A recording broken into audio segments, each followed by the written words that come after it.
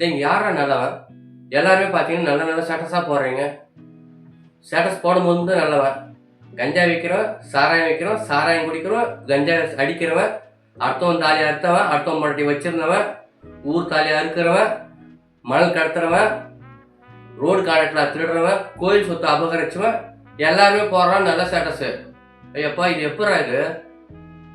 மனசாட்சின்னு கொஞ்சம் இல்லையாடா? போடும்போது பார்த்தா தெய்வ பக்தி நிறையா இருக்க மாதிரி இருக்கு. ஆனால் கோயில் சொத்தை அபகரிச்சவனா இருக்கான், ஊர் சொத்தை அபகரிச்சவனா இருக்கான், சொந்த அண்ணனுக்கு துரோகம் பண்ணவனா இருக்கான், சொந்த தம்பிக்கு துரோகம் பண்ணவனா இருக்கான், அக்கா தங்கச்சிக்கு துரோகம் பண்ணவனா இருக்கான், அப்பா அம்மாவுக்கு சோறு போடாதவன் இருக்கான். ஆனால் போடும்போது பார்த்தா தாயின் சிறந்த கோவில் இல்லைன்னு போடுறான்.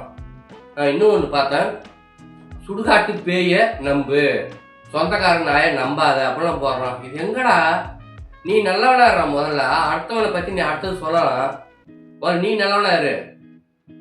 யாரையும் நம்பாத மக்களை, எல்லாம் ஃப்ராட் பசங்க, ஒருத்தவங்க நம்பாத. ஸ்டேட்டஸ் போடுறோம் பார்த்து நல்லவா நினச்சிடாதீங்க மக்களே.